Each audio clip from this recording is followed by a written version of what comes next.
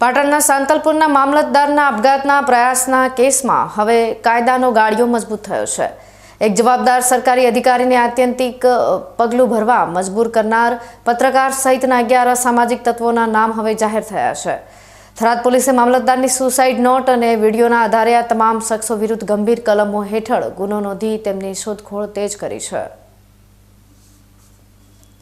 ત્યારે આ ઘટનાએ પત્રકારત્વ અને સામાજિક કાર્યકરના ઓઠા હેઠળ ચાલતા બ્લેકમેલિંગના નેટવર્કને ખુલ્લું પાડી દીધું છે।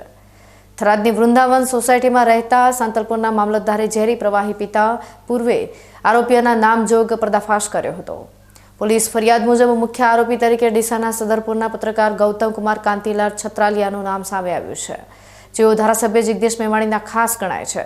તેમની સાથે આ ગુનામાં નેસડાના ગોવિંદભાઈ શંભુજી રાઠોડ, હરકિશનભાઈ બેચરભાઈ પંડ્યા, નીલભાઈ સામજીભાઈ ગોહિલ, આશારામભાઈ શંકરભાઈ મહારાજ, તુલસીભાઈ વસ્તાભાઈ ગોહિલ, માનસંગભાઈ ગોવાભાઈ દરજી, સોનલબેન માનસંગભાઈ દરજી, ધરમશીભાઈ માનસંગભાઈ વજીર, અનિલભાઈ પીરાભાઈ પ્રજાપતિ અને કિરણભાઈનો સમાવેશ થાય છે।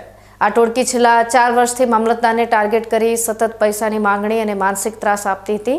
ગંભીર હાલતમાં મામલતદારને વધુ સારવાર માટે અમદાવાદ ખસેડવામાં આવ્યા છે। પોલીસ સ્ટેશનમાં થરાદ ગુના નંબર 16/2026 નો ગુનો રજીસ્ટર થયેલ છે। આ ગુનાના ફરિયાદી છે રોહિતભાઈ પંડ્યા કરીને ફરિયાદી છે।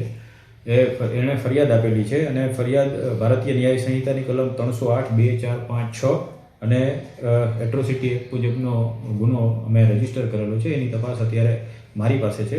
આ ફરિયાદની અંદર કુલ અત્યારે 11 આરોપીઓ છે, એમના વિરુદ્ધ તપાસ ચાલી રહી છે અને આગળની દિશામાં જે કંઈ મતલબ ફરિયાદીને જે ભોગ બનનાર છે એમની પૂછપરછ કરવામાં આવશે અને આગળ જે કંઈ હશે એ કાયદેસર પગલાં લેવામાં આવશે। જ્યારે પત્રકાર અને કહેવાતા સામાજિક કાર્યકરો જ વહીવટી અધિકારીઓને બ્લેકમેલ કરવાનું શરૂ કરે ત્યારે વ્યવસ્થા ખોરવાય છે। આ 11 શખ્સો વિરુદ્ધ એવી કાર્યવાહી થવી જોઈએ કે જેથી કોઈ પણ અધિકારીને ફરી આવું પગલું ન ભરવું પડે। આ ઘટના વહીવટી અમલમાં ચર્ચાનો વિષય બની છે, કારણ કે આમાં રાજકીય વગ ધરાવતા અને પત્રકારત્વના ક્ષેત્ર સાથે જોડાયેલા લોકોના નામ ખુલ્યા છે।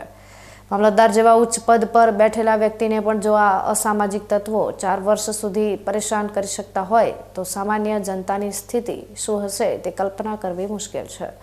પોલીસ હવે આ તમામ 11 ફરાર આરોપીઓને પકડવા માટે વિવિધ ટીમો બનાવી દરોડા પાડી રહી છે।